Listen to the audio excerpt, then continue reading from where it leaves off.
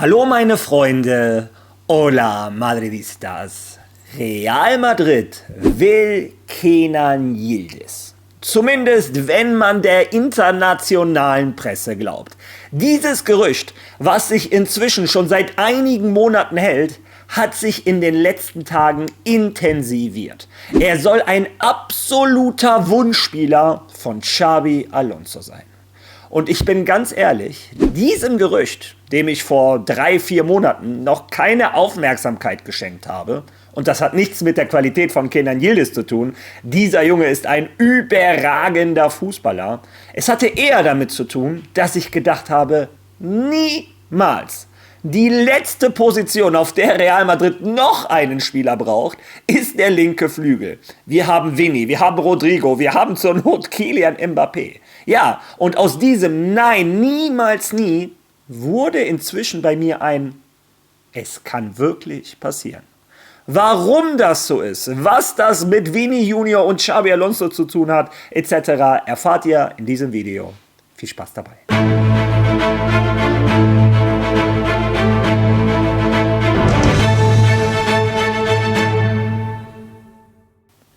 Ja, bevor wir in das Thema Kenan Yildiz reinstarten, erlaubt es mir, wie ihr es auf diesem Kanal kennt, mich erstmal um die Jugend von Real Madrid zu kümmern. Und zwar ist heute der zweite Spieltag des Premier League International Cups. Ihr wisst, Real Madrid hatte das erste Spiel gegen Wolverhampton gewonnen. Heute ist der zweite Spieltag. Heute spielt Real Madrid um 20 Uhr in Southampton.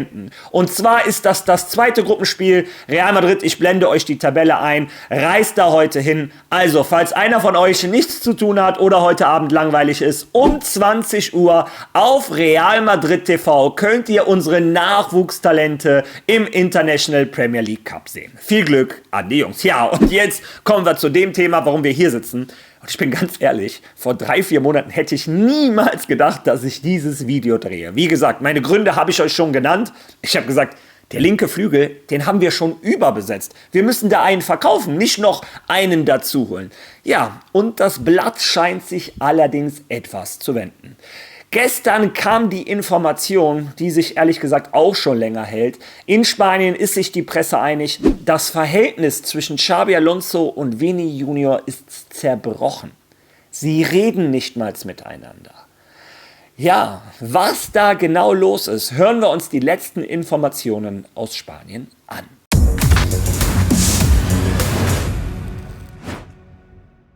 Wie ist die Beziehung zwischen Vinicius und Xabi Alonso, Tonio Garcia? Und wie geht es Vini vor allem nach dem, was gestern passiert ist?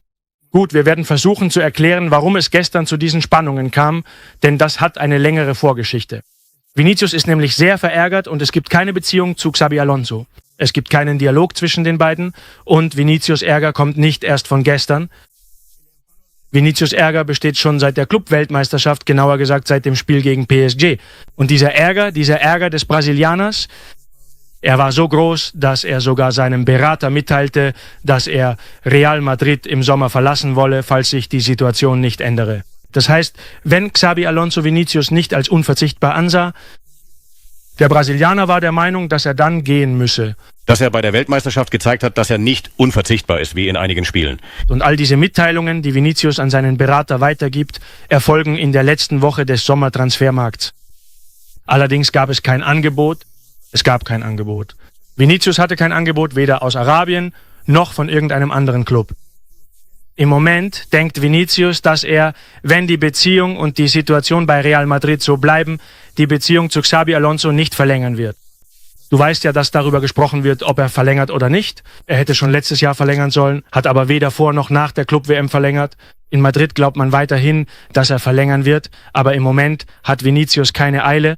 Er sagt, dass, wenn die Situation so bleibt, die Beziehung, die nicht vorhanden ist, die zwischen Xavi und ihm praktisch nicht existiert und dieses fehlende Vertrauen, das er beim Trainer spürt, bestehen bleibt. Es ist sehr unwahrscheinlich, dass er verlängert. Tatsächlich sagte man mir, 19 Spiele unter Xavi, 3 Spiele saß Vinicius auf der Bank, 3 hat er über 90 Minuten gespielt und 13 Mal wurde er ausgewechselt. Das ärgert Vinicius sehr, weil er der Meinung ist, dass er mehr spielen sollte. Deshalb ist gestern das passiert, was auf dem Spielfeld passiert ist. Er war sehr motiviert, war wegen der schlechten Aussagen ziemlich angefressen. Und er sieht sich als Anführer und findet, dass er das ganze Spiel hätte spielen müssen. Deshalb die Gesten, dieses Ich, schon wieder ich gehe, er geht in die Umkleidekabine. Ja, wie gesagt, dieses Gerücht hält sich schon länger. Diese Informationen, Vini Junior war bei der Club-WM auf 180, als er erkannt hat, er ist unter Xabi Alonso nicht unantastbar. Er hat so einen Wutanfall bekommen, dass er seinen Agenten gesagt hat, such mir sofort einen neuen Verein, wenn ich nicht unantastbar bin. Und aus dieser Club-WM bis heute sind die Spannungen immer noch da. Ein Vini Junior und ein Xabi Alonso verstehen sich nicht. Heute ist übrigens das Treffen, von dem wir geredet haben. Heute kommt die Mannschaft wieder ins Mannschaftstraining. Vini Junior und Xabi Alonso werden heute das Gespräch führen. Und für den Madridismo kann ich eigentlich nur hoffen, dass es ein klärendes Gespräch wird. Dass die beiden endlich mal auf einen Nenner kommen. Denn mein Wunsch als Madridista ist, dass wir den Vini Junior in der Topform, die er ist, immer 90 Minuten auf dem Fußballplatz haben, dass er den Unterschied macht, dass er uns zur nächsten Champions League führt, wie er es schon zweimal getan hat. Wir dürfen nicht vergessen, was für eine Vereinslegende Vini Junior in seinen 25 Jahren bereits für Real Madrid ist. Dieser Junge hat in 2 Champions League Finalen für uns getroffen, hat uns im Halbfinale gegen Bayern, alle reden über Joselu, aber Vini Junior mit seinen enormen Leistungen hat uns fast alleine ins Finale gebracht. Ja, wie gesagt, das Beste für Real Madrid ist meiner Meinung nach eine Vertragsverlängerung mit Vini Junior. Und das sehe nicht nur ich so, das sieht auch der Verein so. Hören wir mal an, was der Verein, was Real Madrid mit Vini Junior vorhat. Die Absichten von Real Madrid und Vinicius zum heutigen Tag. Real Madrid besteht darauf, den Vertrag mit Vinicius Junior zu verlängern. Die Verhandlungen, wie du erzählt hast, wurden aufgeschoben, als der Vertrag letzten Sommer nicht unterschrieben wurde.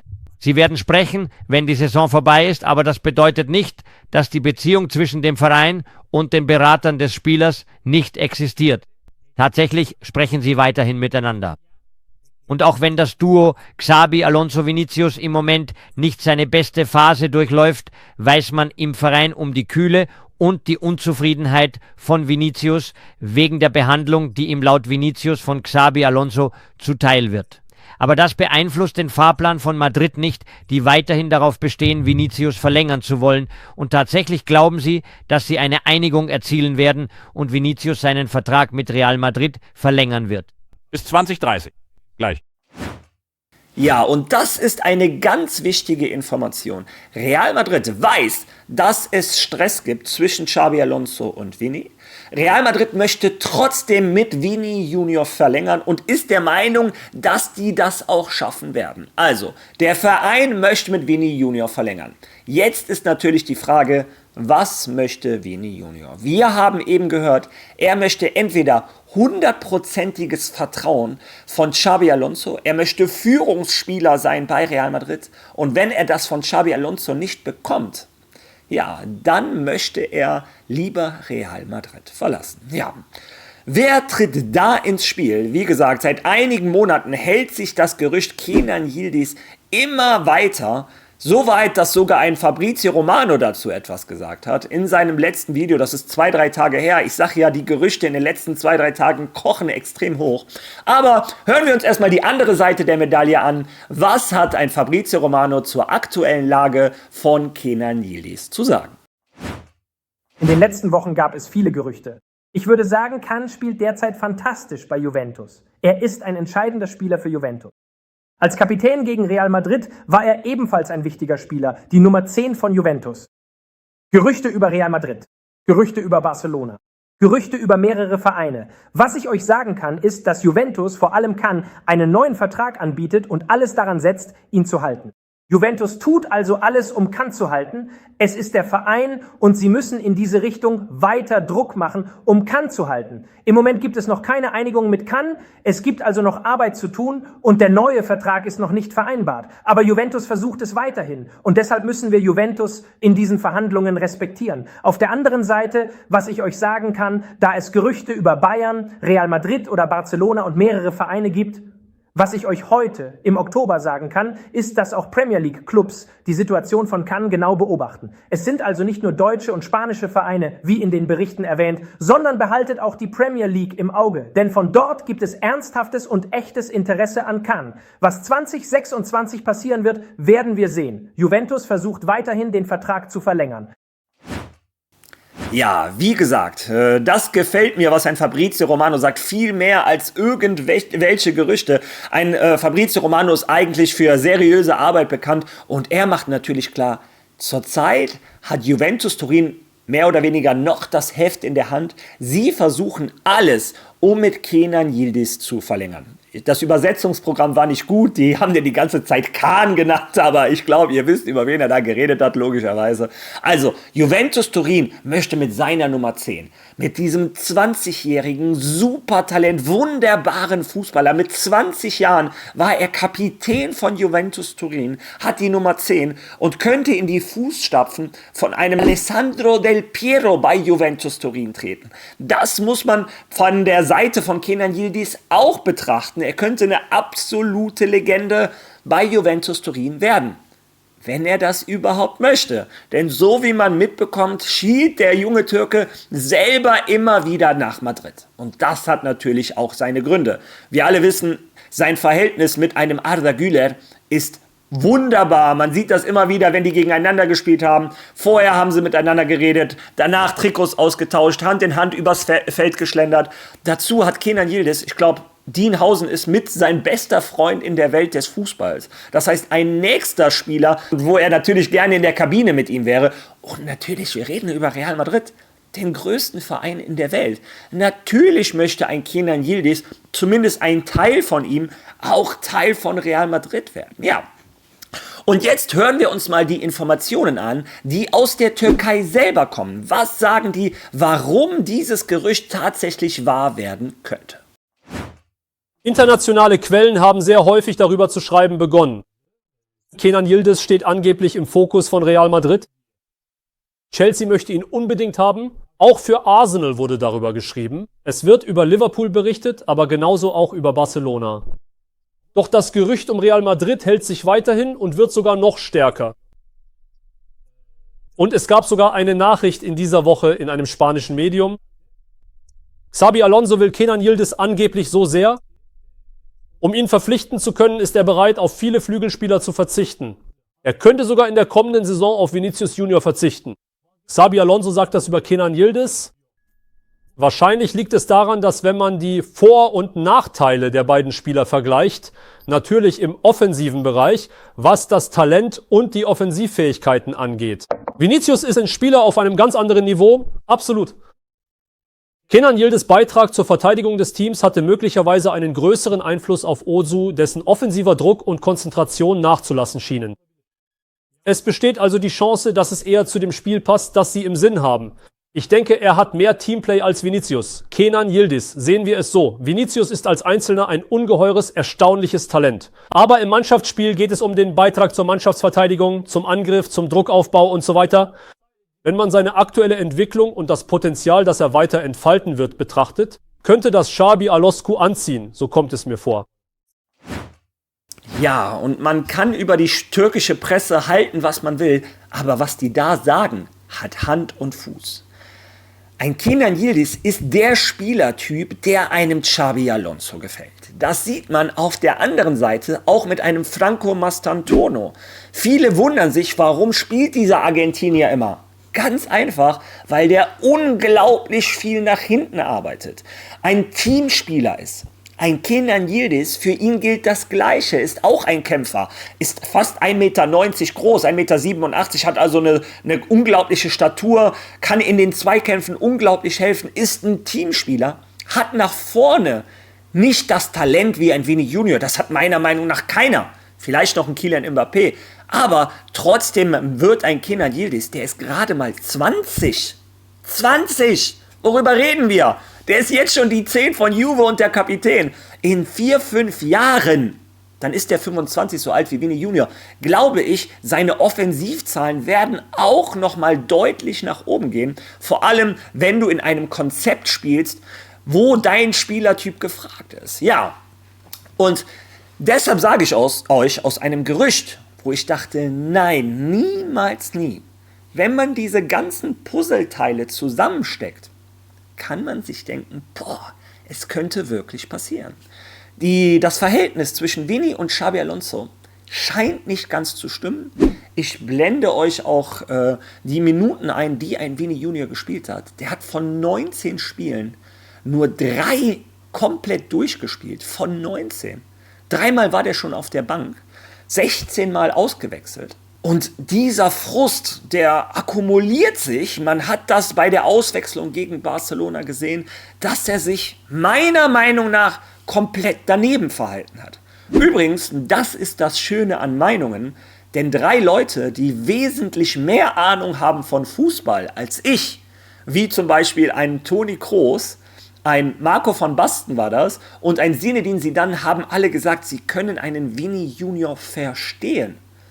Toni Kroos hat sogar gesagt, wir alle können von draußen drauf schauen, aber keiner weiß, wie dieses Gefühl ist im Stadion mit 120 Puls vor 80.000 Menschen in so einem wichtigen Spiel. Also ein Toni Kroos, und von seiner Meinung halte ich sehr, sehr viel, hat ein Vini Junior in Schutz genommen. Also, damit ihr auch hört, meine Meinung ist nicht die einzige. Leute, die viel mehr Ahnung haben von Fußball als ich, finden die Reaktion von Vini Junior angemessen. Naja, ich bin gespannt, wie ein Xabi Alonso das sieht, denn im Endeffekt kommt es auf Xabi Alonso an.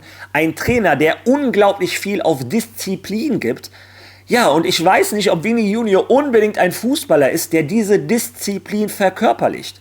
Ich glaube, wenn es um Disziplin geht, um halte deine Position, um mach deinen Job nach vorne genauso wie nach hinten, ja, man sieht, wie verliebt ein Xabi Alonso in einen Franco Mastantuono ist. Ja, jetzt bin ich gespannt. Ich habe euch alle Informationen gebracht. Ihr habt gehört, das Verhältnis zwischen Vini und Xavi ist zurzeit nicht vorhanden. Mal schauen, wie das Gespräch heute läuft. Real Madrid möchte ein Vini Junior trotzdem verlängern. Mal schauen, was der Brasilianer will. Ein Juventus Turin tut alles dafür, um einen Kenan Yildiz zu verlängern. Logischerweise, der ist der Kapitän, wie gesagt, mit 20. Ist eins der größten Fußballtalente dieser Welt. Also fußballerisch glaube ich auch, hat natürlich die Qualität für Real Madrid. Worüber reden wir? Ja, und ich glaube, da wollte ich noch kurz vor Schluss zu kommen, dass auch ein Rodrigo nicht unbedingt den Fußball verkörpert, den ein Xabi Alonso sehen will. Diesen physisch körperintensiven Fußball, da sehe ich einen Rodrigo auch nicht. Und Kylian Mbappé, die dritte Wahl, ich glaube, den hat ein Xabi Alonso ganz klar als Stürmer. Darauf hat er ja seinen Fußball ausgelegt. Und ja, wenn die Last des Tore-Schießens eher auf einem Mbappé, auf einem Bellingham, auf einem Arda Güler liegen, müssen die Flügel natürlich trotzdem ihre Tore machen, aber vor allem müssen die auch für die Stabilität in der Mannschaft halten. Ja, wie gesagt, ich habe euch alle Informationen gebracht von Fabrizio Romano aus Spanien, aus der Türkei. Jetzt bin ich über eure Meinung gespannt. Seid ihr der Meinung, Kenan Yildiz wäre der richtige Spieler für Real Madrid? Für wie seriös, für wie wahrscheinlich haltet ihr diesen Transfer? Oder sagt ihr, Leute, das sind alles nur Gerüchte, Vini Junior wird bei Real Madrid verlängern? Ja, meine persönliche Meinung, mein größter Wunsch ist, dass Vini Junior bei Real Madrid verlängert. Für mich ist er mit 25 schon eine absolute Legende und ich hoffe, dass wir den Vini Junior auf dem Platz über die ganze Saison immer 90 Minuten sehen und ich glaube, dann hat Real Madrid die größten Chancen. Und warum nicht in 5 Jahren, wenn Vini 30 ist und Kenan Yildiz dann 25, dann holen wir den Türken an die Seite von Arda Güler. Das wäre meine Meinung. Eure möchte ich, wie gesagt, lesen. Lasst die bitte in den Kommentaren. Wenn ihr schon mal da seid, lasst direkt ein Like da, teilen, hypen. Lasst ein Follow da. Wir sind auf der Jagd nach den 15.000. Wir sind jetzt schon bei 14.100. Ihr seid der absolute Wahnsinn. Danke an jeden einzelnen von euch. Wir sehen uns morgen wieder. Bis dahin. Hola, Madrid!